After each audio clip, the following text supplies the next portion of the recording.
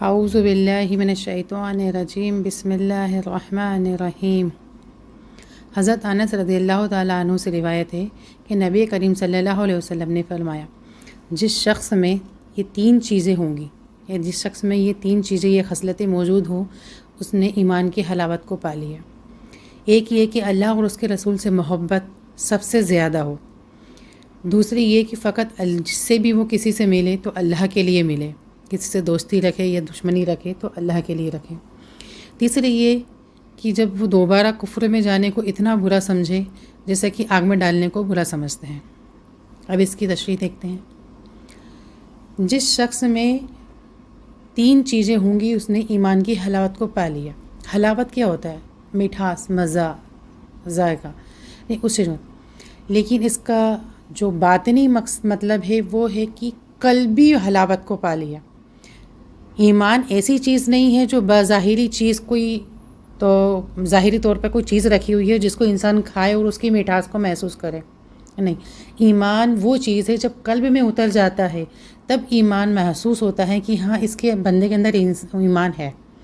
جب بندے کے قلب میں ایمان اتر جاتا ہے تو اس کا چہرہ، اس کی آواز، اس کی ہر چیز میں نور ہوتا ہے، کیونکہ نور ایمان کا جو نور ہے وہ اس کے قلب میں اس کے اتر چکا ہوتا ہے، تو اس وقت وہ قلب نے حلاوت پا لی، یعنی ایمان کی حلاوت کو پا لی، ایمان کی مٹھاس کو، ایمان کا مزہ قلب نے چکھا۔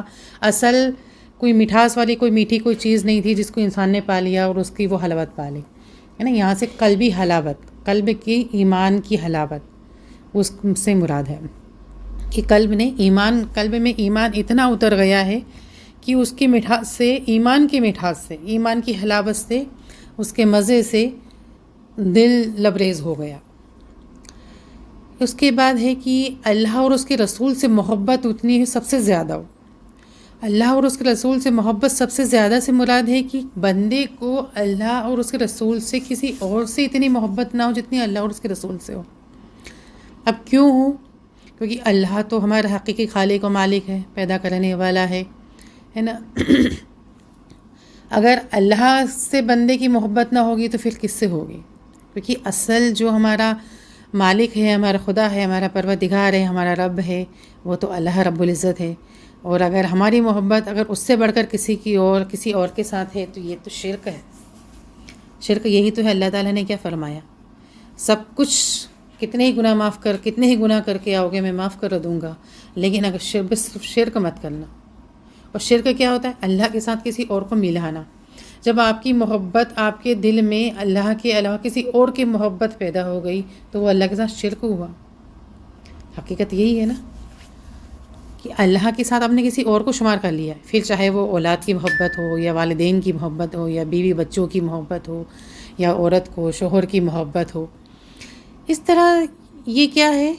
شرک ہے۔ تو یہ ہے اللہ سے محبت سب سے افضل ترین ہو، یعنی ان سب کی بھی محبت ہو۔ ایسا نہیں کہ ان دنیا میں انسان ہم ان کے ساتھ رہتے ہیں تو ان سے ہمیں محبت ہوتی ہے، لیکن بہرحال اللہ سے جو ہماری محبت ہے وہ اصل محبت ہے، اور اول ترین درجہ ہماری زندگی میں اللہ تعالیٰ کے لیے ہونا چاہیے۔ اور اللہ نے چونکہ ہمیں پیدا کیا ہے تب تو ہم ان سے محبت کر رہے ہیں، ان رشتوں کو اللہ تعالیٰ نے ہم پیدا کیے تب ہمیں ان رشتوں سے محبت ہے۔ اگر اللہ ہمیں پیدا نہیں کرتا، ان رشتوں کو پیدا نہیں کرتا تو ان رشتوں سے ہمیں محبت ہی نہیں ہوتی، پھر چاہے وہ کتنے ہی مال ہو یا آل اولاد ہو، ہے نا، زمین جائیداد ہو، نام رتبہ ہو، یہ سب چیزیں اللہ کی پیدا کرتا ہے۔ تو جس نے پیدا کی پہلی محبت اس سے ہونی چاہیے، نہ کہ ان اسباب سے۔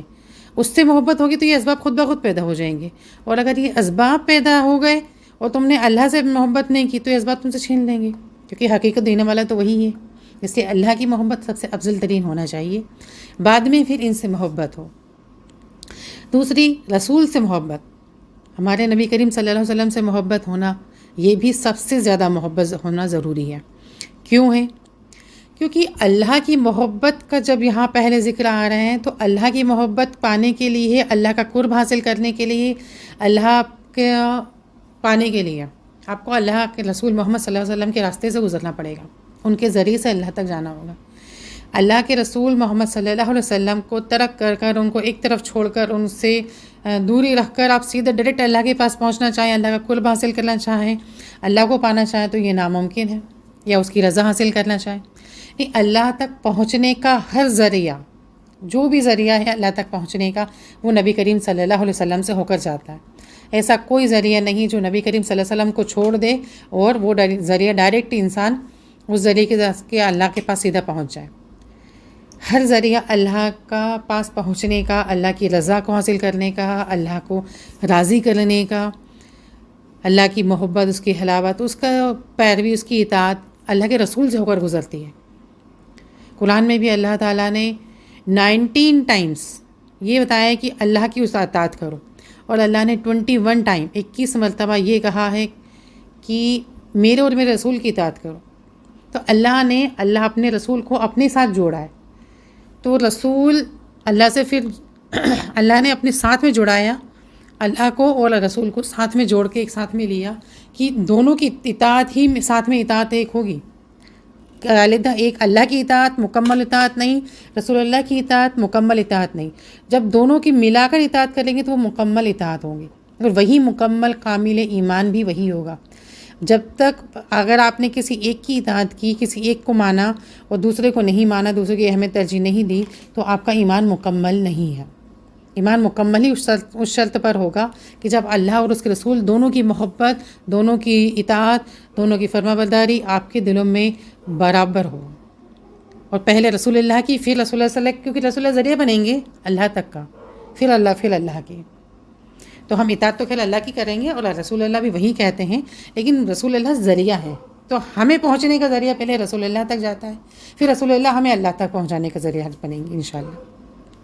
اس لیے ان دونوں کی محبت سب سے افضل ترین ہے.